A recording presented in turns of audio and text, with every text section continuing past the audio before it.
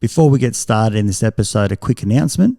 As you know, I'm very passionate about acceptance and commitment therapy, and I also run a busy practice in Canberra. We're currently looking for psychologists who are registered in Australia to join our team, who are also passionate about learning about ACT. We provide supervision on a group and individual basis and training around ACT. So if this is you, if you're interested, please express your interest at strategicpsychology.com.au/careers. Look forward to hearing from you. And now back to this episode. Okay, life can be crazy. You're feeling like you're sinking, just trying to find a meaning. It's time for better thinking. Yeah, better thinking. Time to tune in. Let's go. Welcome back to Better Thinking. My name's Nesh Nikolic, and my guest today is Associate Professor Alina Morawska, who is the Director of the Parenting and Family Support Centre at the University of Queensland. She's genuinely passionate about creating a world where children develop the skills, competencies, and confidence to adapt and thrive in an ever-changing world. Alina's research focuses on the central role of parents in influencing all aspects of children's development and parenting interventions as a way of understanding healthy development and a means for promoting positive family relationships as an early intervention tool for promoting lifelong health and well-being. She has published extensively in the field of parenting and family intervention and has received numerous grants to support her research. She has been recognised as Australia's top scholar in family studies, and her knowledge of positive parenting is exciting to me as she is able to beautifully express the nuances of what contributes to good outcomes for both children and parents too. It was a pleasure speaking with Alina, and I'm happy to be able to share this interview with you. So I hope you enjoy this episode. Alina, a big thank you for coming on to the program today. Thank you very much for having me. Look, being a dad of two, I'm very excited to talk to you about parenting and parenting strategies, parenting challenges, interventions, and I know that one of your passions is looking at early intervention. It excites me, you being an academic, to be evidence-based in the work that we do. So I'm really keen to find out more about this space and, what we can consider as parents, because it's a complex job, what we consider in how to raise our children.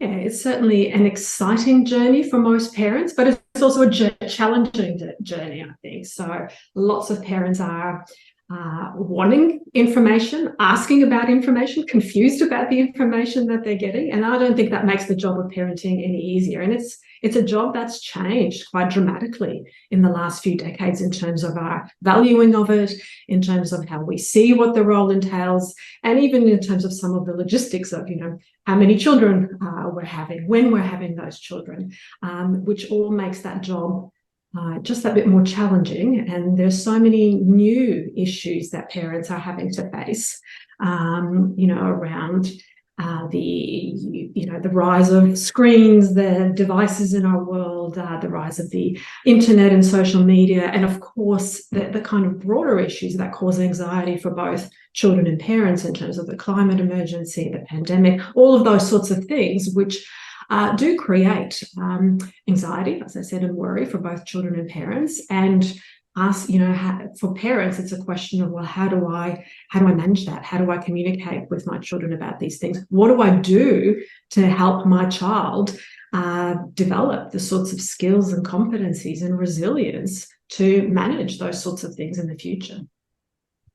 It's really a crazy space for parents. I feel. I know that when I became a father, just trying to understand parenting ideas around sleep, just absolutely blew my mind. That every book had different ideas, and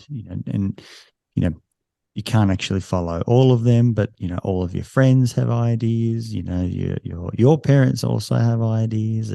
There's just 1,001 ideas. We're flooded with information, and so much of it is easily accessible. It's easily written up about. In actual fact, anyone can just say, "Oh, this is my idea," and I don't think that people are necessarily just putting it out there. It comes from a good place. There's lots of books around sleep, But there's vast differences, and I don't think we can necessarily find the right one either, which is probably one of the parental problems. We're all looking for what's the correct one. We want to raise our little bundle of joy, the most precious thing in the world, in the right way. And that's probably the affliction of being a modern parent, that we're wedded too much. We're fused so much with what's the best, what's right. I think it's one of the changes that has occurred in parenting is this sort of more emphasis, more focus, more concerted approach to parenting. Because we're often having fewer children, we do have more information. In many societies, we have more resources to raise children, and especially if we're having fewer children, we have more resources, both in time and in money, to devote to those children. And facing the sorts of pressures that we do as a society, there's this notion that we need to invest in these children a lot to make sure that they survive and hopefully thrive as well. And so it does put an incredible amount of pressure on parents to do the right thing. And this notion that if you just do the right thing, if you offer them the right types of activities, if you do the right sorts of strategies with them, if you create the right sort of environment, they'll succeed. And of course, there are things that parents can do. I mean, I wouldn't be in the parenting intervention field if I didn't think that, and if the evidence didn't tell us. But there's only so much that parents can control. And it's also true to say that there is absolutely no one right or wrong way to raise children. A lot of it is there are certainly evidence-based approaches, strategies that are more effective, that are more positive for raising children. But in terms of the mix of what you do with your individual child, there's no one right or wrong way to do things. And that does create a sense of anxiety where we want that answer, well, what do I do? You're up there in the middle of the night, at midnight, your baby's still crying, and social media is telling you 500 different ways to approach that problem. And that's confusing, that's challenging, that's anxiety provoking for parents. And so complex at every stage, because you're only a parent to an adolescent when you become a parent to an adolescent. You've never gone through it. So every stage has the same old problems of, how do you get this right? What should I expect? Is this normal? How do I support the most? It's confusing and challenging with that sort of space that you're trying to do the right thing. And I noticed that you mentioned, there's only so much that parents can do. What do you mean by that? I know it's only a small little line from what you said, but it jumped out at me. Yeah.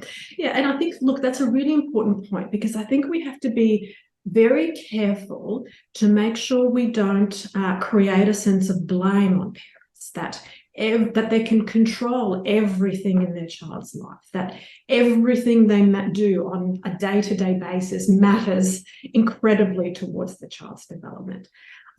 So children are influenced in who they are by a whole range of different things. Obviously, there is who they're born, the genetics. So a lot of what we give to our children is actually already there through, through our genes and what we've transmitted through that way. There's obviously influences from other family members. There's influences from peers, especially as children get older. There's influences from teachers, from other educators. From social media, the internet. All of those have a role to play in influencing children's development. So parenting is clearly important. It plays a role, and it depends on which area you look at. Some aspects of us are more genetically determined, others are more shaped by the environment.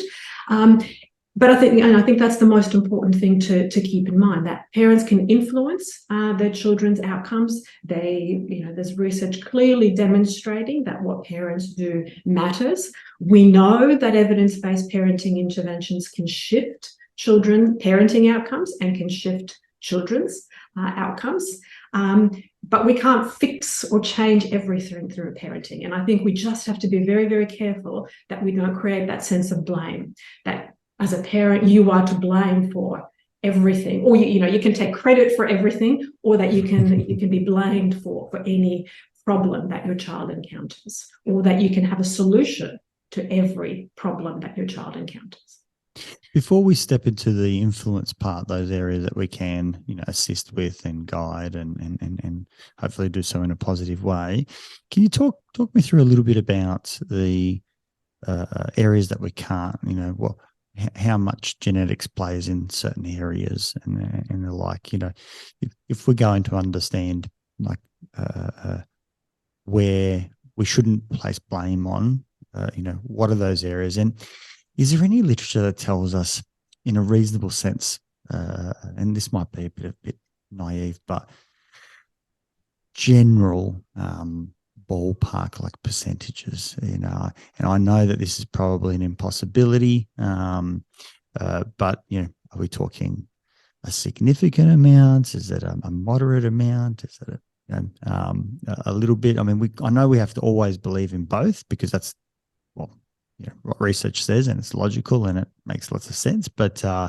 some things seem like they are quite significantly stable over time, unless you went, really strange and odd, and you put someone in some incredibly, dire, intense intervention of, whether it's trauma or harm or huge behavioural change. But even then, you're probably, the outcome's probably unknown, at that point, because that hasn't been tested. But can you give us a bit of a guide as to the areas, and how much is, out of that control, or is kind of predetermined because of, genetics and biology and so on, evolution? Yeah, look, I mean, one way to think about this is, what percentage parents add to the equation. And of course, as I said, parents add a big part to the equation because they give the child the gene. So in that way, you can say, ultimately, parents have, incredible responsibility there for who their child is. But I think the better way to think about it is really, to what extent do we know that specific aspects can be influenced by parenting, regardless of how much they're influenced by genes. And so, there are plenty of examples of conditions that are, 100% genetically based, and yet the interventions for them are actually environmental. So as an example, that is probably not so parenting related, although I have done work in this area, is PKU, phenylketonuria. It's a genetic inherited metabolic condition. So it's 100% genetic. Children with this condition can't process certain amino acids, so it's tested for at birth. In Australia, and has been for decades now. It has very significant sequelae in terms of intellectual development for the child if it's not caught early and treated appropriately. And essentially, the child has to go on a diet that removes those amino acids from their diet to ensure that those intellectual sequelae aren't there. So if you think about it, it's a genetic condition, 100% so, but the treatment is not genetic. The treatment is environmental. You change the child's diet to fix the condition, or maybe not to fix the condition, but to make sure that there are no sequelae associated with that condition. And I guess if we think about parenting, it's the same sort of principle, that parenting can be seen as an intervention that ameliorates some of the effects of different genes that we might have, and every kind of trait that we inherit is on a continuum, right? So if you think about intelligence, for example, I think the evidence suggests that all of us are born with a particular continuum. We somewhere between X and Y, this is where our IQ will end up being. But depending on our environment, we might be at the top of that range, or we might be at the bottom of that range. So that's where parenting then, and the environment that they create for the child, can make a difference. Not so much, they're not going to take the child out of whatever that boundary that they were born with is, but they can shift their child's IQ through the environment that they provide towards the top, or if the environment isn't particularly supportive, if it's not positive, if it doesn't have opportunities for learning, then the child might end up at the bottom of that range. But that range is predetermined. It's so interesting that the moment I take my psychologist hat off and I, become the parent, the questions that come out are so different, because obviously everything's about influence. When I'm with my clients, I don't care how depression has come about, whether there's a genetic nature or not, as I completely throw that in the bin because it's relevant to me. For me, it's about what do we do. But the moment I put my family hat on, all of a sudden, these questions come out, and that's what's so fascinating, that the way that we behave as parents is very different than how we do it as clinicians or academics and the like. So really like that in terms of looking at, it makes no difference how much something has a genetic factor, because we only focus on what we can actually influence. And in the case of PKU, wonderful, we can go out and screen and test at birth and do dietary changes for removing those amino acids, and therefore mitigate against some intellectual disability or whatever it might cause. Not that I know anything about PKU, but just summarizing what you say.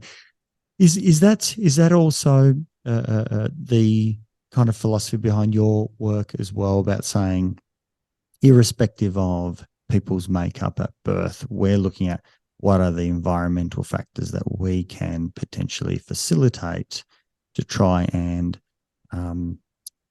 create an environment that is nurturing to children thriving and developing, resilience and skills and social connections and emotional regulation and so on and so forth, whether that's from the beginning or whether it's after potentially a period of less favourable conditions that parents might try and mitigate or be put into a situation where children have not had a good start to their life. Mm-hmm. Yeah, I mean, the work that I do is primarily around development of and testing of parenting interventions, especially the Triple P positive parenting program, and it's founded on that assumption that in order for children to thrive, and for parents to thrive as well, I think that's important. We need to look at both sides of the equation. The more that we can encourage parents, or the more that we can ensure that parents have access to evidence-based parenting information, that they have the supports they need, recognizing that different parents have different needs. Some parents just need some information, some facts, some strategies, some tips about how to use those strategies. Other parents might need much more intensive support around parenting, but also around other aspects of their own adjustment. So, everyone has different levels of support, but I strongly believe that every parent should have access to evidence-based parenting information. And ideally, that starts early so that we can set up nurturing environments for children that are positive, where children develop good bonds and attachments with their parents, where parents feel confident about what they're doing with their child, recognizing that there will always be ups and downs. Some things will go well and be straightforward. Other things will be more complicated. So recognizing that, focusing on parents' capacity to feel confident, to build their skills right from the beginning is super important.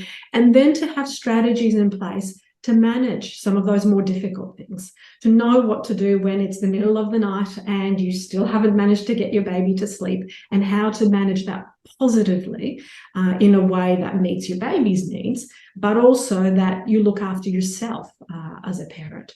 So the more that we can set up those nurturing environments early, the more likely we are to prevent problems in the parent-child relationship, the more likely we are to reduce the chances that children will develop difficulties with their behaviour or with their adjustment, and that then creates opportunities for more learning and for thriving later down the track.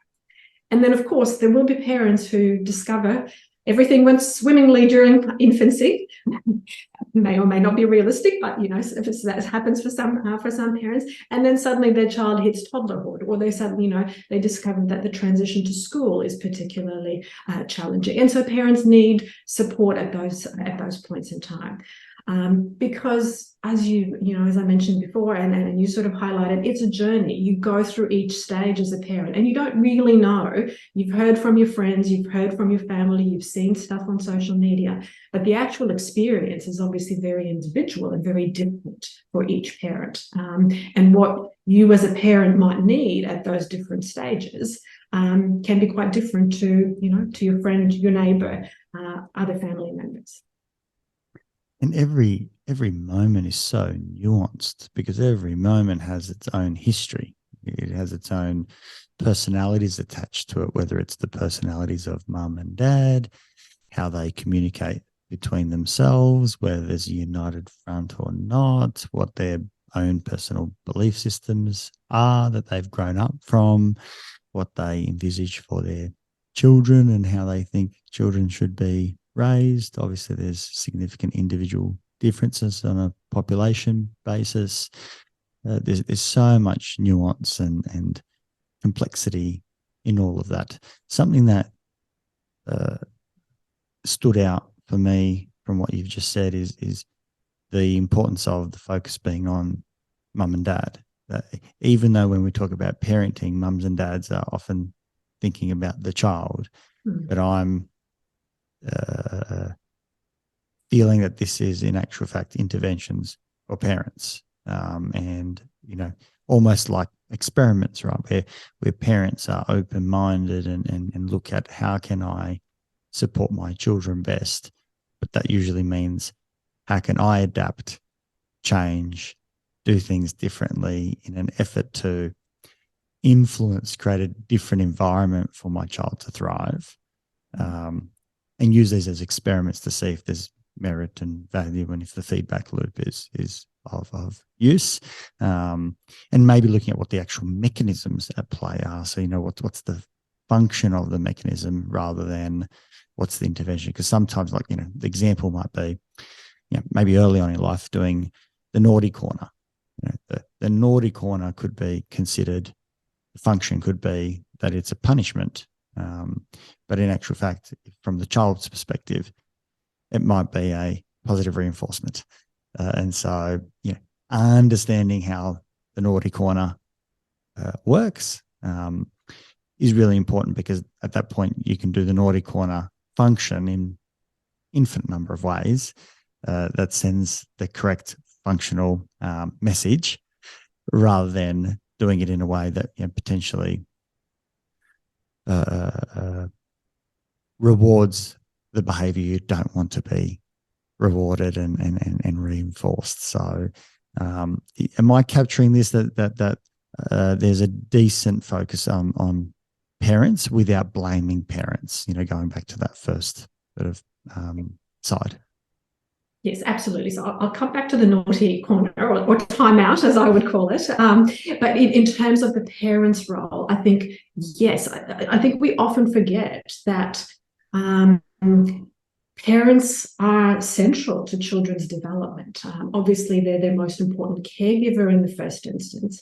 But unless, as a parent, you look after your own needs, it's very difficult to look after the needs of your child. I mean, the classic example is when you're on an airplane, when they're telling you the emergency procedures, they always say, take down your mask and then help your child. Well, it's the same principle in parenting. If you as a parent don't look after your own needs, if you're stressed, if you're worried, if you're anxious, if you're experiencing depression, if you're in conflict with your partner, if you're confused about parenting or feeling very anxious about parenting or lacking in self-confidence around that, that's going to make it much harder for you to be patient, consistent, supportive of your child, and to be calm and positive. And so I think sometimes we focus on children a lot and we forget about that important, really, really important aspect of self-care for parents. And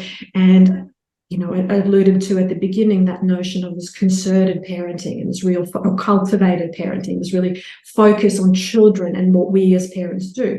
What that often means is that parents spend so much time thinking about what they should do with their children, focusing on what they do, investing time in their child, whether they're with their child or not, and forget about themselves and then if they do something for themselves, they'll often feel guilty that they're taking that time out, that they're not spending that time with their child. But I think that self-care of parents is super important, and parents do need to have time out for themselves, to have their own interests, to have companionship and intimacy. All of that is an essential part of being a parent. It's so interesting because when we do look at the way that we show up, we are going to be potentially much more functionally capable to provide all of those needs that we yearn for to give to our children if we go out and meet some of our own needs, when we feel fulfilled rather than frustrated, when we get outlets to have, whether it's socialization or following a hobby or sports or, some creative endeavors, whatever it might be, the fact that fills our cup, so to speak, means that we show up as a better parent or as a better partner, as a better communicator, with all those attributes as, being patient and consistent and, positive and flexible and so on. It's interesting that you can focus on just your own needs and become a better parent. Let me rephrase that, not better. You can be more effective in what you're trying to achieve for your children by purely looking after your own yearnings, desires, needs, values, without it actually being a direct, spending time with your children. As I said, I think that's such an important component that we often forget about and that parents often feel guilty about. And that sense of guilt is often pervasive and gets in the way of engaging in those sorts of positive self-care type activities, and then in engaging with your child positively as well. It's a real hard one to not only explain to others, but it's definitely very hard to have that congruently feel right, because that feeling, as you say, for many parents is a feeling of guilt. If you're not spending time actively on your children, it therefore creates a signal of guilt, and that's not congruent with the way that we want to parent. And so it's a very hard thing for people to act incongruently, but that still has value. Which is probably, the challenge that we have in, whether it's weight loss or, eating well or whatever it might be, is that, we have to do things that are not congruent with the way that we feel. So if I feel like I want some more stimulation while I'm watching television, or I feel like I'd snack on something that, I feel like something that's very tasty, even though it's not for nutritional reasons, it's hard to go against that feeling and do something that's incongruent with my emotions at the time, man, with my state, with that, compulsion, so to speak. So it's funny where the same mechanism is in play, where to avoid guilt or to avoid sitting with discomfort of wanting something tasty, we follow that guilt and not do something for ourselves. It's funny to see that, but sometimes continue to repeat that.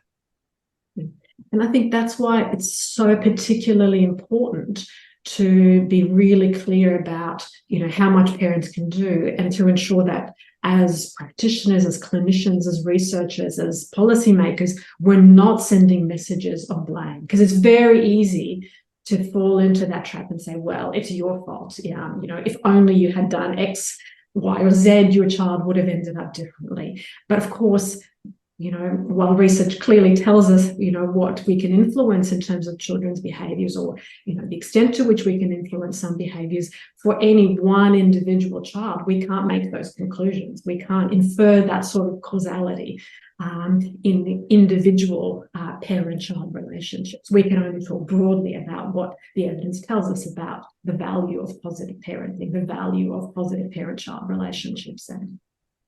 It's funny as well how we, as parents, we build narratives where, if a child does well, we might attribute some of that to ourselves, but if they do something bad, we can either say, well, it wasn't on me, or we might actually take that on ourselves as well, when, in fact, we've seen, as many examples as you'd like to want to stick at of, despite the child's or a human being's upbringing conditions, they have thrived. They've learned things from adversity and so on. And no one can pick that. One child can have adversity and it causes them, difficulties throughout a lifetime.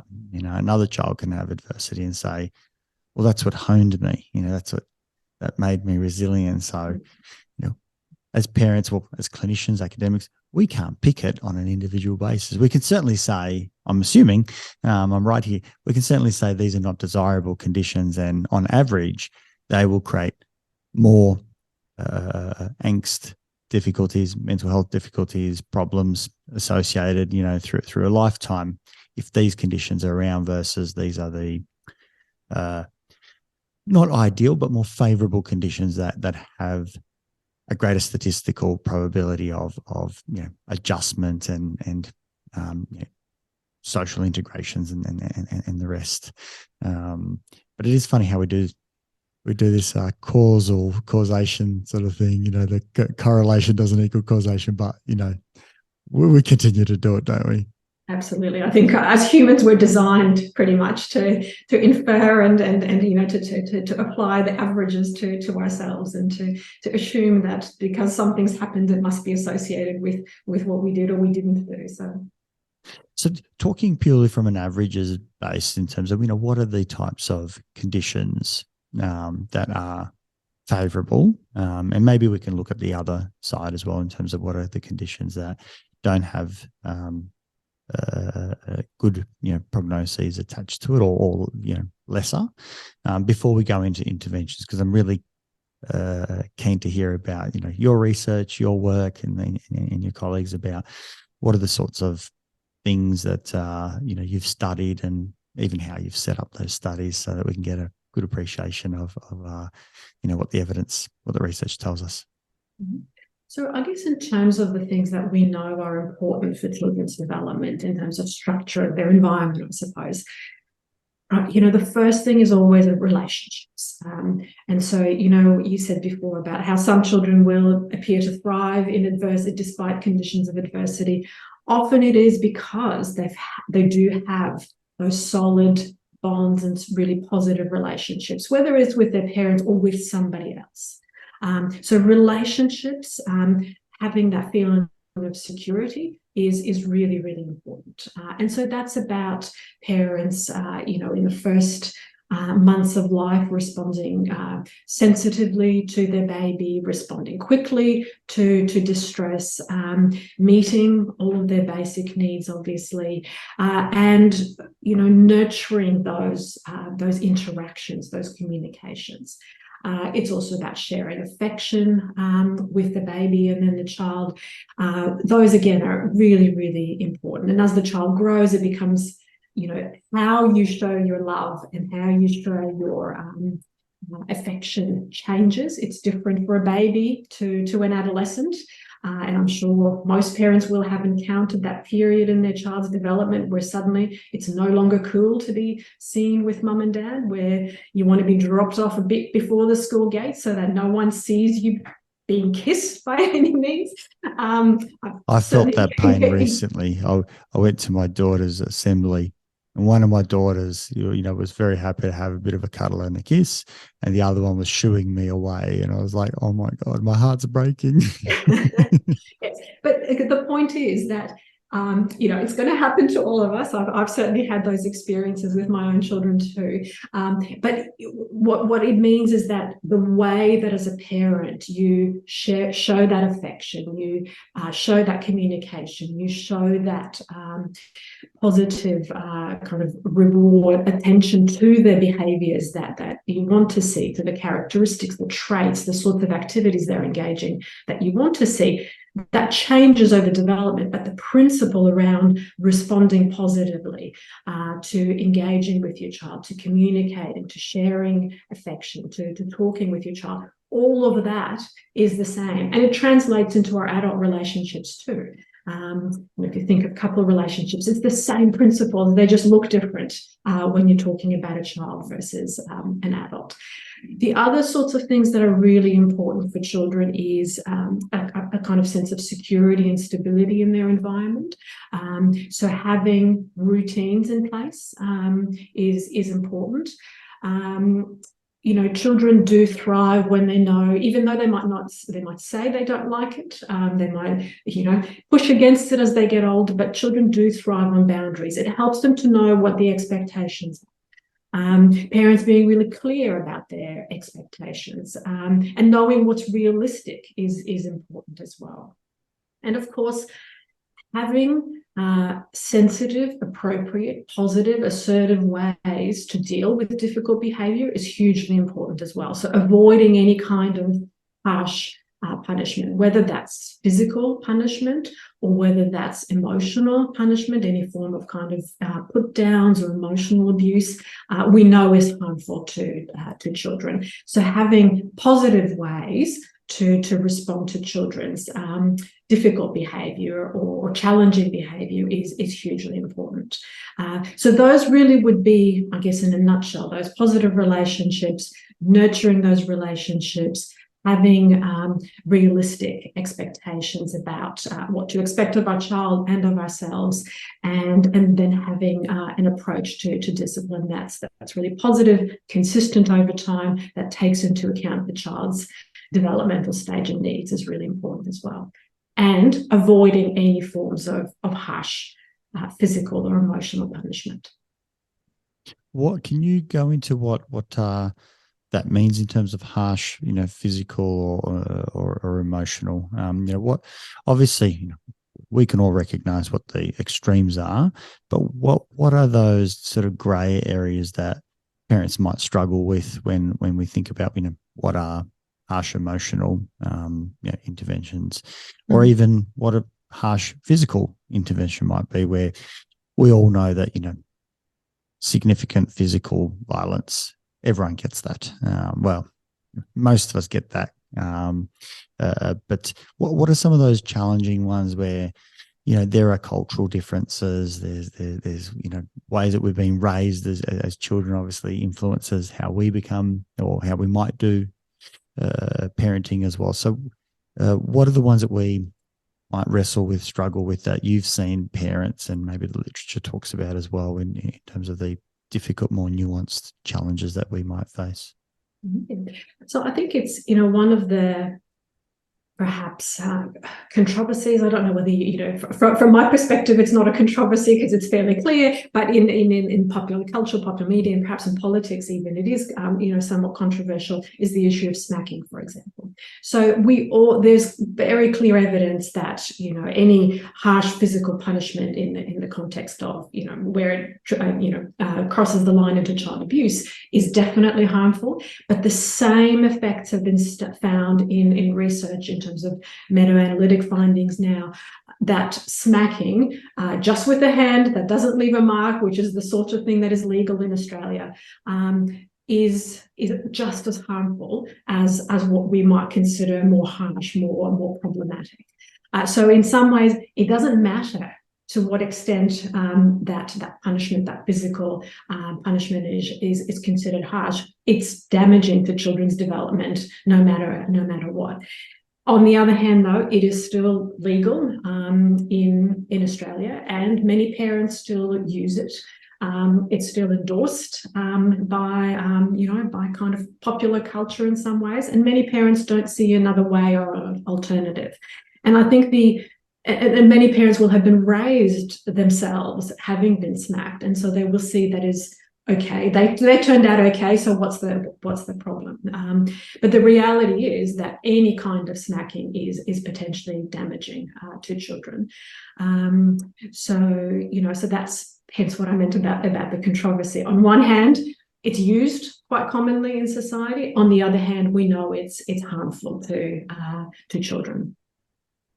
In terms of the sort of more emotional side of things, what do we mean by harsh parenting? Well, harsh parenting can be anything from a parent raising their voice and yelling at their child, swearing at their child, or using put downs, saying things to their child that belittle them or signal to them or explicitly tell them that they don't love them or so forth. And all of those can be equally damaging, or sometimes even more so than the physical abuse. So I think it's it's very clear that any kind of harsh parenting can be negative for children. Having said that, though, I would imagine that you probably will not find a parent on this planet who hasn't sometimes raised their voice at their children, who hasn't sometimes yelled, because parenting is difficult. You're dealing with all sorts of things all sorts of challenging issues on a daily basis. You yourself might be experiencing stress as a parent and so forth. So it's not so much whether those kinds of behaviours occur occasionally, say raising your voice or yelling, but it's to what extent that is a consistent way of interacting with your child. And parents can often, get caught up in, again, more guilt around, oh my goodness, I yelled at my child, I was so angry, I'd had a really bad day at work, something happened, I yelled, and then I feel really, really bad about that. Well, if it's a one-off, your child probably won't even remember, they probably won't even have registered it. But if it's a consistent pattern, it's a consistent way of interacting with your child, that's when it's more likely to make a difference. Mm-hmm. It's interesting to hear that because it's so I'm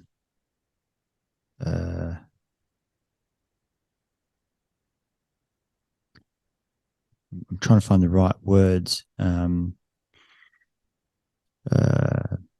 So strongly understood that it's one-sided.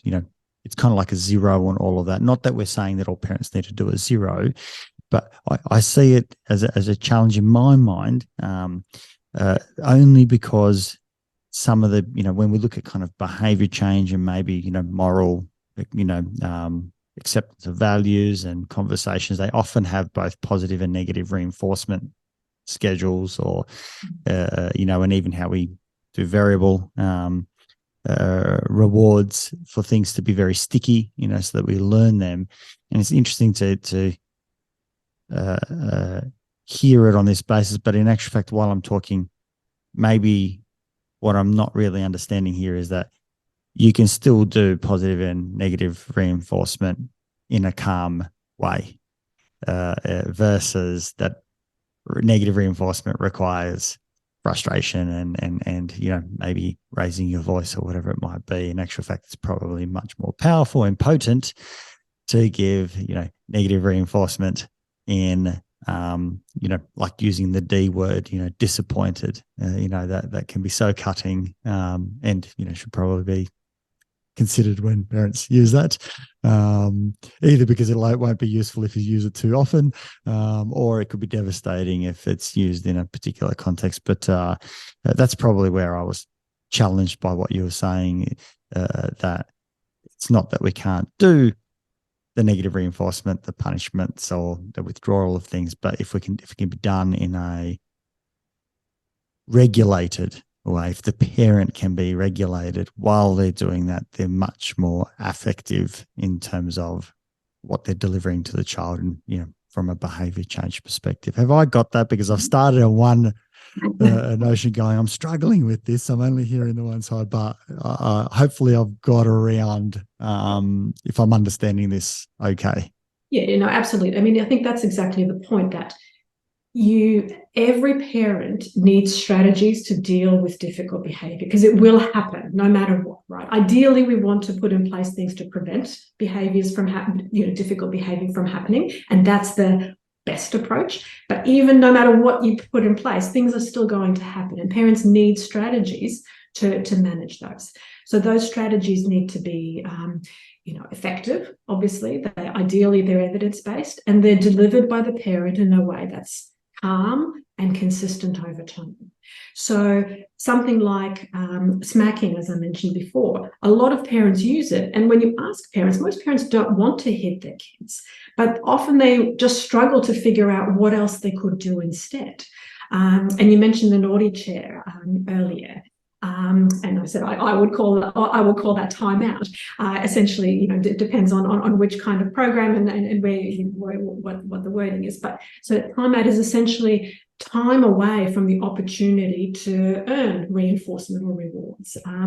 And it's one of those strategies that is evidence-based. There's plenty of work demonstrating that it's effective when used appropriately. On the other hand, there's been plenty of studies that have also, there's been a couple of studies that have demonstrated that what parents actually do in their interpretation of what timeout actually is not necessarily consistent with those evidence-based guidelines. And those evidence-based guidelines include things like making sure you stay calm as the parent and as the adult, so that you're giving your child a clear instruction about what they should be doing and then or should not be doing, and then you're backing that up with timeout in a quick, fairly quickly after you've given the instruction and the child hasn't followed that, so that you're not falling into the trap of coercion, I suppose. So it's very easy for a parent to say, well, stop hitting your brother, doing that calmly, and then it doesn't stop. Well, stop hitting your brother. And the more you have to repeat that kind of instruction, even though it's very clear, the more you repeat it, the more as a parent you're likely to get angry and irritated and upset and frustrated. Right? And so the idea with timeout, as an example, is that you want the parent to have a sort of a clear-cut pathway through it. You give an instruction, your child doesn't follow that instruction, you perhaps give one more, and then you back it up with that consequence, whether that's timeout or something else that's relevant in that context. But that short circuits that escalation that can so readily happen between parent and child, and then which can lead the parent into a situation of being more harsh than they want to be, of potentially losing control, and doing things that they don't actually want to engage with their children, but they sort of inadvertently go down that path. And is that part of what you also mentioned in terms of, parents having not only, solid bonds and security and stability for their children, but in terms of when we do boundaries, that if a parent can provide strong boundaries, which means, boundaries that a child can anticipate is going to occur, that at that point we start seeing that maybe the parent gets some confidence that their word will be, for lack of a better word, respected, maybe more so is followed. And parents are trying to obviously organize their lives and get kids on, to events on time and so on. And so they would like their children to follow their orders, because they are orders at times. But, similarly, children like to kind of know what is the boundary, so that if the parent does say, stop hitting your brother, that they kind of know that doesn't actually mean stop hitting your brother. But if they say it a second time with an understanding of, or you'll be, asked to go to your room, that at that point they actually understand that that particular parent will follow through with that action. It's not like false words or empty words, that it will happen. So they can anticipate whether to take the gamble, which is, well, we'll see if mum or dad actually follow through, or I'm really confident they will, because the last, 15 of the 20 times they actually did follow through. They didn't give me an additional warning after that. So they're probably solid on this. I get to at least choose whether I continue to hit my brother or not. Is that what you mean? Yeah, so it's about parents being consequential. So if they give an instruction, they should follow, they should back it up. And they should back it up either way. If the child follows that instruction to stop hitting their brother, or to put their socks on because we need to get out of the house, that they're following that with a consequence as well. And in this case, it's a reward, praise or attention, or a high five or something like that, to let the child know that they've done the right thing. And then if the child doesn't follow the instruction, again, being consequential in following through with an appropriate consequence. And as I mentioned before, it all goes back to prevention in many ways.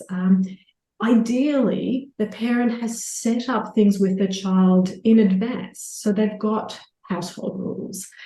So the child knows what to expect, what is and isn't appropriate in our house. The parent is giving clear instructions that are well timed, that are clear to the child in terms of what it is that the child is supposed to do. That the parent is backing up those instructions when the child follows through with positive attention and reinforcement. That the parent has in place routines so that the child knows what to expect. Very different from the child's perspective. If you think about the morning routine, everybody needs to get out of the house to go to work, childcare, school, wherever everyone's going. Very different if the child has a clear kind of structure they need to follow. They know they get up, they get dressed, then we have breakfast, then this and that. So it doesn't matter what the sequence of events is, but that the child knows what that sequence of events is. It's much easier for the child to follow that sequence of events and for the parent to follow that sequence of events rather than when there's chaos, when it's not clear what it is that we're supposed to do. It's, sometimes we do this, sometimes we do another thing. So having all of those sorts of things in place, routine, clear rules, reinforcement for positive behavior, teaching skills to the child to be more independent. So, something like that morning routine, it goes more smoothly if the child can do things for themselves. Of course, that needs to be developmentally appropriate. But all of those things create an environment where it's less likely that there will be problems in the first place. So that the parent and child can get through that morning routine and out the door on time, and everyone can be happy and positive and do what they need to do. That's what we'd be aiming for. And then the parent just needs to have a backup plan in case the child, doesn't follow that instruction or doesn't cooperate with whatever needs to be done. And that's that backup, that being that having those positive, calm, firm, non-harsh parenting approaches is really important. And I just want to go back to your comment about, instructions or commands or orders to children. I think that's a really important in terms of thinking about what we're asking of our children. And I've done a lot of observations of parent-child interactions over the years as part of a whole variety of different projects. And what often probably no longer surprises me, but certainly in the early years, what surprised me was just how many instructions parents are giving. So if you watch a parent and a child, say a parent and a toddler interacting, there'll be this rat-tat-tat-tat of instructions, some vague, some specific. Sometimes it'll be repeated over and over several times. And the way to think about it is that every time as a parent you give an instruction, that's an opportunity for the child to follow that instruction or not. Right. So the more you give and the less clear they are, the more likely it is that some of those, at least your child won't follow. So a lot of the sort of prevention work is having parents think about when they're giving instructions, so timing them appropriately. If your child is in the middle of a game and they just want to, and you can see they're coming to an end or something like that, you might just time your instruction about dinner 5 minutes later rather than interrupting that. So it's about timing, it's about context, it's about how instructions are phrased and how often they're repeated. And of course, we do have to give those instructions to children. We do have to function. Children have to learn to function in families, and they have to learn to function in societies. I've never thought of that, even though it's obviously blindly obvious to you. I've absolutely never thought about the volume of instructions. It makes sense to have, clear instructions, well-timed, rules, routines, reinforcement, both positive and negative, bit of a backup plan. But I've never thought about the volume. Of course, children will not be able to follow an absolute myriad of instructions when I'm going to use this word because it all sometimes feels like that, when we're barking out instructions just anywhere and everywhere. Even if we think about our resources from a workplace, if someone is just given one instruction after another, that 7 ± 2, your short-term memory just completely dissolves, gets overwhelmed. When we're doing that with kids, especially when we're trying to hurry out the door, the morning routine, the after school routine, they're getting them to be prepared for dinner routine, the after dinner routine, the getting to bed routine, the let's get you studying routine, let's get you organized for sport routine. All of these are high volume opportunities, high volume scenarios of possible instructions. I can certainly kind of just trying to reflect back going, oh my goodness, like how can kids actually achieve even a portion of these when it's like, pick that up, go over there, get ready for this. And while they're doing half of it, you're barking out more things like, all right, dinner's coming up soon, wash your hands or something. But you've just told them 3 minutes ago that they need to, I don't know, tidy up the room or something, and Get their socks probably in. said that 4 times. And so it's just instruction. I haven't thought about that at all. That's huge. Yeah. And I think it's important too to, again, consider developmentally what children are capable of. So for some, for us as adults, it's obvious, you need to get yourself organized, you have to have dinner on the table, this, and this, and we kind of keep that in our mind. It's part of our mental load that we carry. And we ascribe value to that, to have dinner on the table at a particular hour and get things, get out of the house for that activity by the set time. Whereas for children, especially younger children, that is probably entirely irrelevant. Who cares when you have dinner if I'm not particularly hungry now?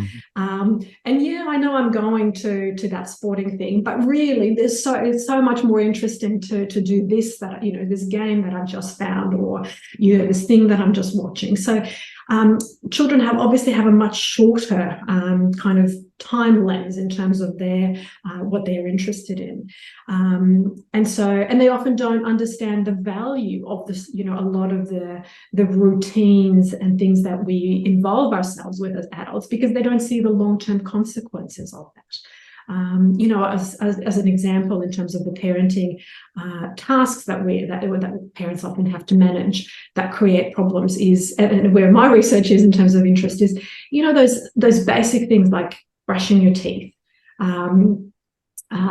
If you've got medication, you've got to taking medication, putting on sunscreen, putting on your hat, all of those sorts of things, which we know as adults have zero benefit right at this moment, right? Brushing your teeth isn't going to create any potential. I mean, it feels nice, I suppose.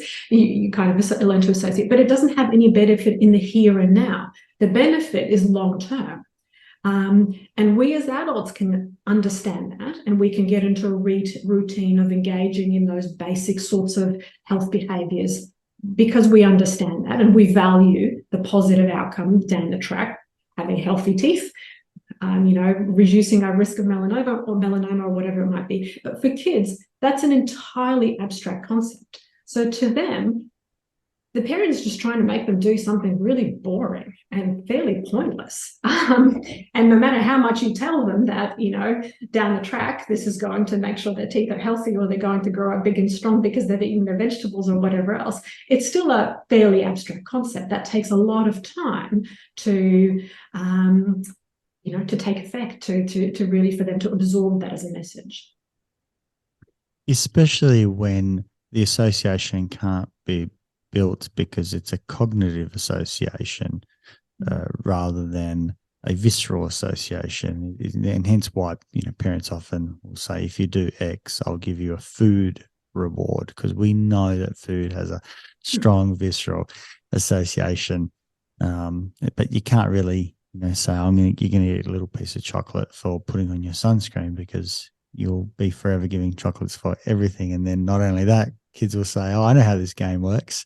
I'm only going to do things for the things that I want.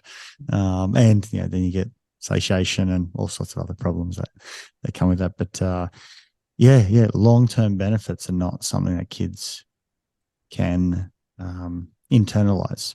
They're all probably relationship-based conversations or actions. Will I partake in mum or dad's requests, instructions, desires, activities, or is something else interesting right now, or am I feeling tired and I just don't want to do it because there's effort involved and I'm exhausted. Mm-hmm.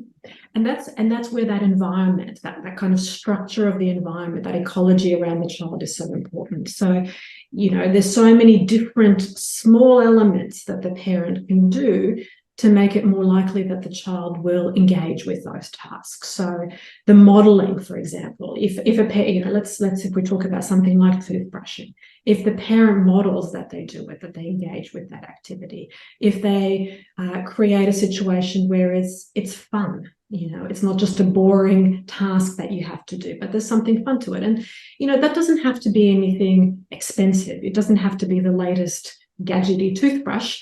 Some kids are even scared of those, so that doesn't necessarily help. But, singing a song or, talking to the child while brushing their teeth. It's about creating that routine. So it's done at a particular point in time in the child's day, in the child's routine.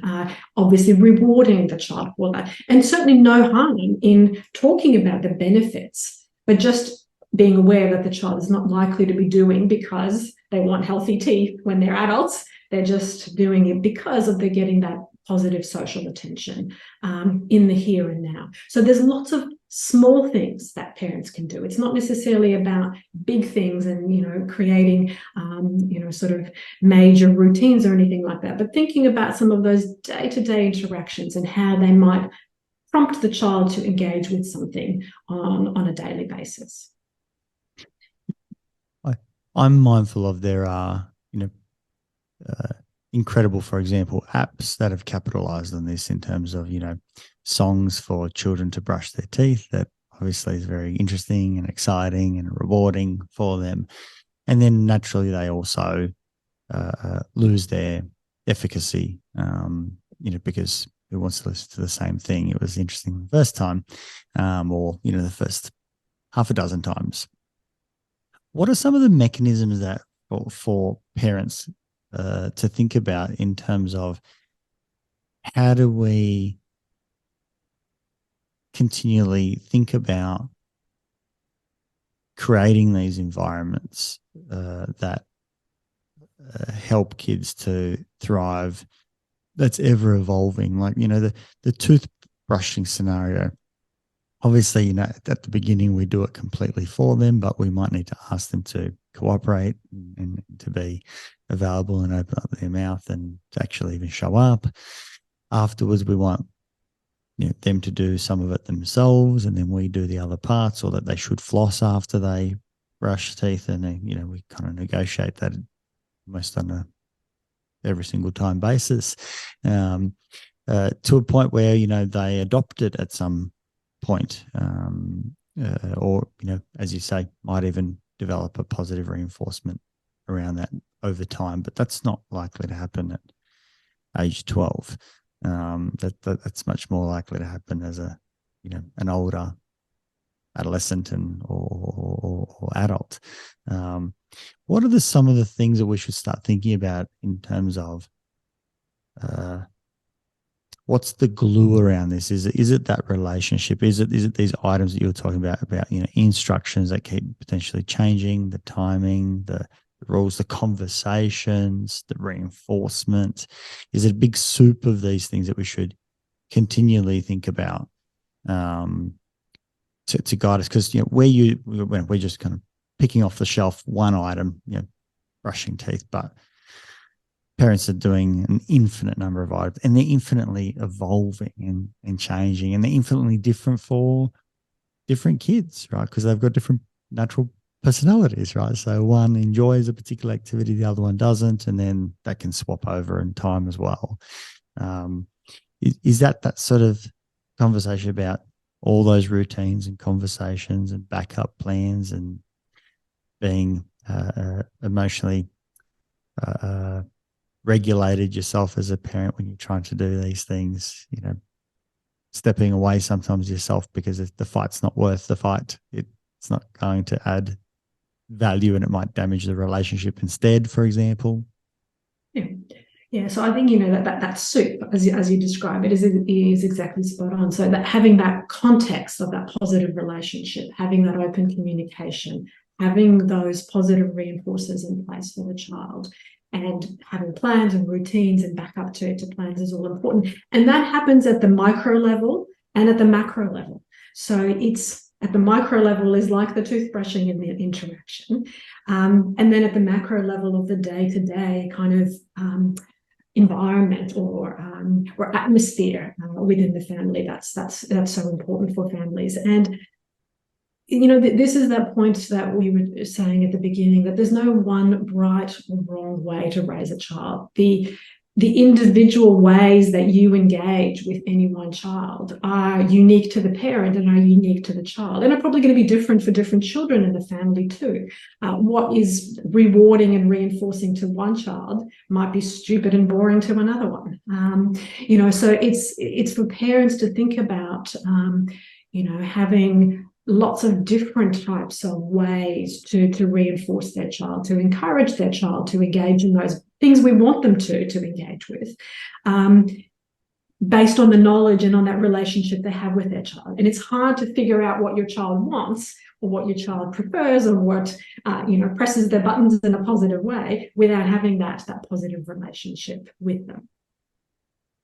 Can you maybe talk a little bit about the research that you have done and what behaviors you have looked at, or interactions, engagements with between parents and children, or even what parents have done themselves, like engaging in the positive parenting program, and like what are the research that you've done over the years that sort of stands out or is applicable, that we can think about how the research has been done and how it therefore informs the concepts, because these are conceptual things for us to try and understand rather than rules. It's not like parents should do X. It's like, no, it's much more philosophical, and we need to consider the whole context and the timing and all those sorts of things. But can you talk a little bit about your research? Anything in particular that stands out for you?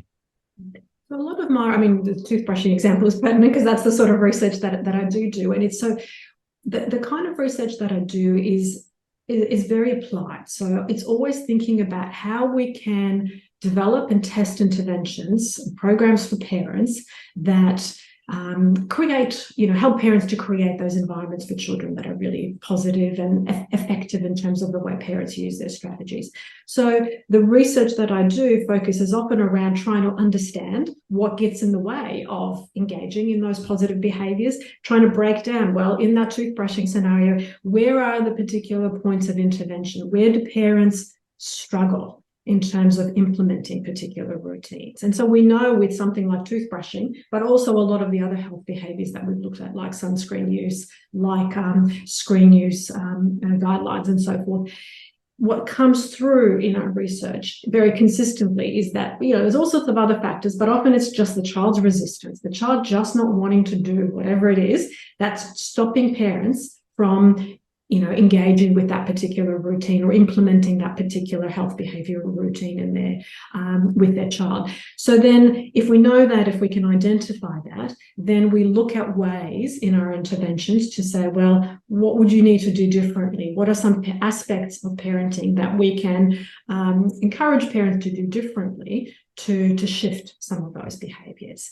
And so the interventions that I develop are, broadly speaking, within the P positive parenting program. Most of the work I've done is with parents of younger children, so things like encouraging those health behaviours, encourage positive meal times, for example. I've done several trials now with parents of babies and trying to create a positive transition to parenthood and dealing with some of those sleep behaviours or difficulties that parents might encounter.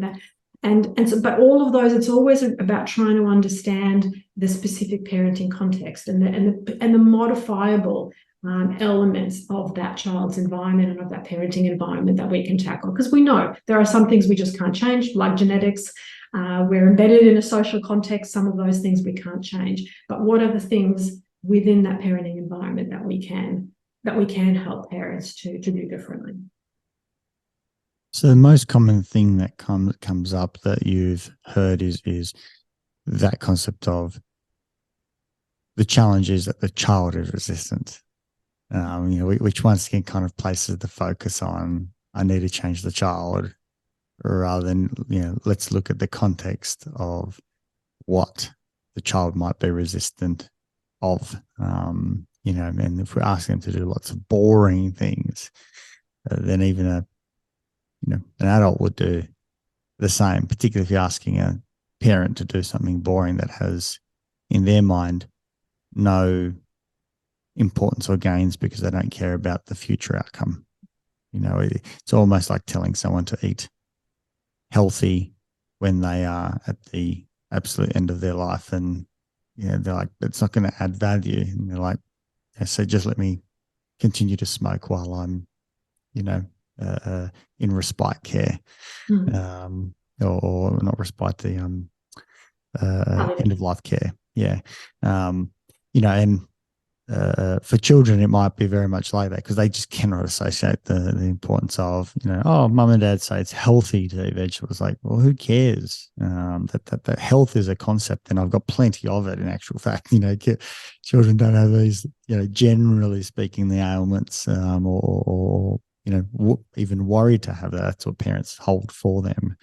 So the child is resistant is this constant common denominator that you're hearing. Are the interventions kind of psycho-ed type of intervention? Are they experiential interventions? How do we understand this? And if I go away from this conversation, how can I start looking at considering my own behaviours as a central contextual feature for my children? Yeah. So the Triple P Positive program is based very much on a social learning approach. It draws from cognitive behavioural principles. It is very skills oriented. So all of the interventions are really focused on increasing parents' ability to engage in skillful parenting using strategies that are known to be effective and evidence-based, and to really build up the parent's sense of confidence, a sense of self-efficacy in their capacity as a parent. There's also quite a significant focus on self-regulation, so that concept that you as an adult can, manage all of the different things that you have to cope with on a day-to-day basis in a calm, patient, persistent, kind of thoughtful manner, and have those skills to regulate your own behaviour so that you can help your child to learn to regulate their own behaviour. The other thing that is sort of unique about the program is it takes very much a public health approach, so that it's really important for an individual child or an individual parent to have access to evidence-based parenting, but it's also vitally important that the community, that every parent has access to that kind of information. And so the programs are delivered online, in person, in groups, over Zoom, increasingly these days, but they can also be very individually tailored programs as well. And Triple P broadly is available to all parents in Australia. It's supported by the Commonwealth Government. The online version of the program is available to parents of 0 to 12-year-olds, including parents of babies. So there's, but it is very much focused on skill building and trying to help the parent to really fine-tune those effective aspects of positive parenting, and also those really important elements of self-care. So parents are it's one of the principles that's embedded within the program, and parents will often be taught specific strategies based in a cognitive behavioural approach around looking after themselves. Now, I've had Matthew Sanders on the podcast as well.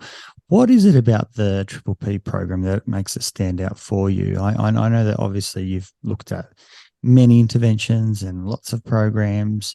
What is it that is at the heart of this that it probably shares with others? Why the Triple P program? Why these elements that keep standing out for you? And obviously, the research continually goes back to these concepts to, versus, there are other approaches out there as well. As I've said, there's just an absolute plethora of ideas, and some that really come from, very prominent people as well. But for you, why keep going back to the foundationary understandings of the Triple P program?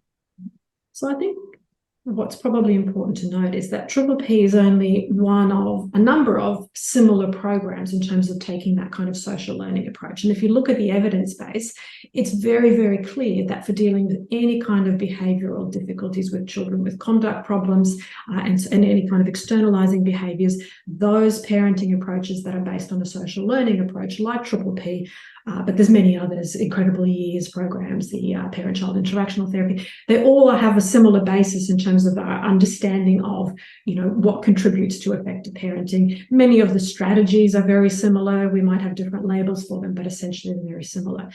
I mean, what's unique about Triple P, it has an incredibly wide evidence base. So it is, the most evidence-based program in the parenting intervention program in the world. But I think what makes it really unique is two things. First of all, it's got that self-regulatory framework, so that we're always encouraging children, parents, clinicians, the practitioners who are delivering, and anyone within using the system to really enhance and develop their self-regulatory skills, because we think that's so important to day-to-day functioning, but also to change. That in order to change, you need to have effective self-regulatory skills. The other really unique thing about the program is that it's a population health approach, so that it blends universal and targeted approaches within the one parenting system. So it's not a program, it's not an individual program as such, it's a suite of evidence-based programs that fits within a system and ideally is delivered to a population systemically. So to enable that situation where parents have access to evidence-based parenting support at the level that they need. Because as I mentioned earlier, everybody, I think, needs and should have access to evidence-based parenting support, but not everyone has the same need. Some people just need a little bit of information. Some people need intensive one-on-one, intervention therapy around their parenting and other aspects of their life. So that's what's unique about Triple P, that it captures all of those elements. It has a unified message, which in an era of confusion and multiple sources of information that are conflicting, I think can be very helpful to parents. Is it right to say, and I'm just wanting to check myself that I'm across the literature, because I've spoken with so many parents in trying to book them in, in our clinic here as well. Is it right to say that there is a strong evidence base that goes out and says, or at least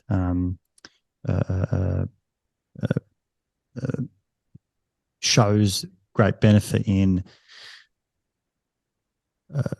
therapeutic outcomes being significantly improved when for children when parents are actually involved in the therapy themselves? So, for example, the more that a parent is engaged in communicating with the psychologist, involving themselves with understanding the needs of the child, working on how they can support that child, the more the time that we spend with, as parents, with our, children's clinicians, the better the therapeutic outcome is over the long term. So as much as we do see great evidence of psychologists seeing children, it should really be also considered as, let's look at working with the family, the context of the parents, because there's only so much that a parent can do, that a psychologist can do in 50 minutes with, a 9-year-old child versus having some time with a parent that can then obviously reinforce these things around whether it's boundaries or better communication or self-regulation, and the myriad of other things that you've raised as well. Is that valid? Am I providing good advice to parents of saying, please come in, please engage, be curious, work with psychologists, without placing obviously blame on parents, but saying, the evidence says get involved. It's really beneficial for your child. Mm-hmm. Yes, I would agree, but with a caveat. So please, I would say I that can fix this. The evidence around child externalizing difficulties, so behavior problems, non-compliance, any kind of conduct, the evidence there is solidly for parenting interventions, not for interventions with the child. Mm-hmm. So I would argue that in those externalizing behavior, okay. Yeah. So I would argue that in those situations, it should actually be primarily with the parent, and the child may or may not be involved in some situations, depending on the context and what the needs are and so forth. Plus, the age of the child matters as well. Clearly, the older the child is, and once you reach adolescence, it becomes much more of a dyadic kind of interaction. Sure. But with younger children, any kind of behavioural externalizing conduct type of things, the evidence is very clearly that parenting interventions like Triple P, but others in with similar models, theoretical models, are the most effective thing to do. That working with children is unlikely to fix the problem. Yes. In other areas that psychology, that parents might be seeking psychological support for their child's anxiety or depression, it's the evidence is increasing that the more parents are involved, the better the outcomes. And in fact, there is some evidence that, well, it's perhaps not quite as solid, but there is some evidence that even just interventions for parents around a child's anxiety are almost equivalent to child therapy for anxiety. Okay, so not even having the child there, but giving the parent good information so that they can deliver the same sorts of things to their child could be a way to go. So if a parent is struggling to get their child to attend or resisting in therapy, that can be an appropriate alternative. But certainly if the child is attending some sort of therapy and receiving psychological help, absolutely having the parent involved is critical. Again, if you're going back to that anxiety context. So a child will, be sent away with homework to practice things. The more the parent can reinforce, reward, encourage that practice, the more likely it is that the therapy is going to be beneficial. The child might be asked to be engaged in exposure type work, obviously in therapy, but also outside of therapy. And that may be something that the parent has to facilitate simply because the child can't get to those exposure scenarios by themselves. So there's absolutely things that parents can do and should do to make it more likely that therapy will be successful for the child. Wonderful. I think I've been saying the right thing because it's been based on that younger population of children and really encouraging parents to be engaged. But it's also nice to know that parents alone, which we experience all the times, or that they come in just looking for parenting support. That they're saying, my child and truth be told, it doesn't matter what age. It could be my child of 25 years old who's still at home. We're having difficulties with. How do we motivate them? And they've lost purpose and direction, and so on and so forth. That's not an uncommon story at all. Alina,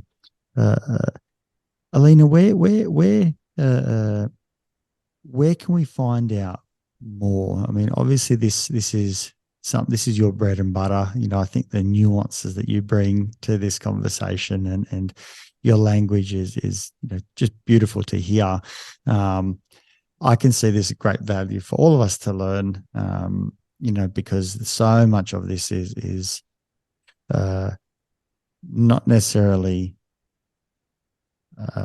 straightforward. It's a cultivating, I like is that word that we used earlier. We're cultivating best practices. We're cultivating an understanding of ourselves. We're cultivating an understanding of our children and looking at functions and, working on ourselves immensely because, emotional regulation is it's a lifelong journey for all of us. Where can we find out more and where can we find out about, your work? What's the resources out there if we want to follow up from this conversation?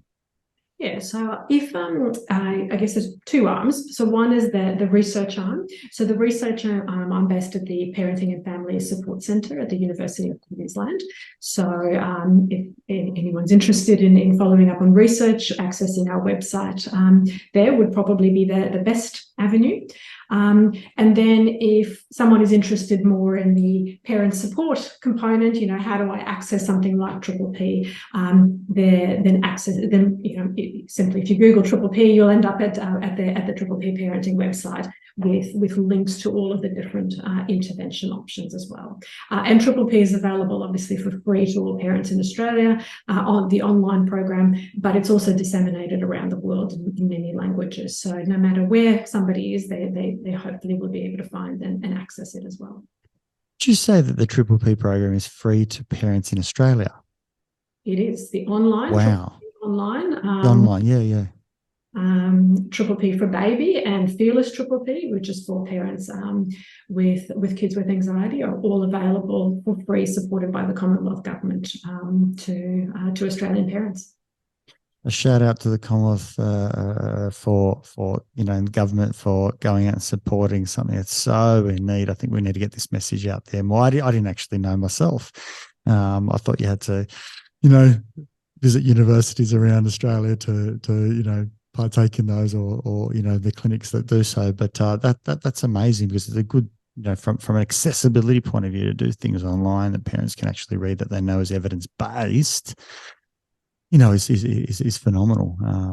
Wow, great. Yeah, so in terms of Triple P, each state also has different levels of support. So, for example, the Queensland government does support access to a broader range of Triple P programs in terms of individual and group versions of the program as well. That differs depending on the state. So, if you Google Triple P, you'll get to the main Triple P website, and then that has information about what's accessible in different parts of the country and in different parts of the world as well. And it sounds like any, up and coming psychologist in training, certainly think about UQ as a place to study, from a perspective of if you're interested in parenting and doing that sort of work. I'm assuming you probably supervise plenty of students yourself. Yeah, so as I mentioned, at the Parenting and Family Support Centre at UQ, we're doing the research in terms of developing the interventions, but we do a lot of the work in trying to understand different aspects of parenting in order to develop those parenting interventions. So it's not just kind of, developing a Triple P intervention and then testing and making sure that it works, but there's a lot of work that goes around that to try to understand the basic dynamics, the basic mechanisms. So yes, we have a range of PhD students from all over the world who are researching different aspects of parenting and parenting intervention and dissemination and engagement of parents. So there's always plenty of opportunities and plenty of research projects to do. So we certainly welcome any inquiries and people who would be interested in doing research and collaborating with us. Fantastic. Thank you so much, Alina. I appreciate you and your work and your devotion to research and the scientific method. Clearly this passion of yours oozes out. Your understanding of this is inspiring. I think it, for me at least, it makes me invigorated and excited again to think about myself, how I show up as a father for my children, and not in a judgmental way, but an excited way of saying, wow, I think I can walk in today and meet my children again a little bit different. And even if it slips through my hands again, I revert back to some old habits, coming back to, this conversation or, these types of conversations must have a positive effect on how I am as a father. And I'd encourage others to listen to podcasts like this and, find more information from your research and the Triple P program and others as well that it's evidence-based. So thank you. I appreciate you so much. And look forward to maybe having you back on the show at some point to discuss the most latest developments in your work. Lovely. Thank you so much for having me on the show. If you enjoyed this podcast, please support it by going to iTunes and putting a review, subscribe, share it via social media, and tell others about it. Start a conversation. It's listeners like you that make this able and possible, and why we bring in these guests to go out and share their knowledge and resources. And just lastly, if you are a psychologist and you want to go out and be part of a bigger team, develop your experience and get into some exciting work, come to strategicpsychology.com.au/careers and reach out. I'd love to hear from you.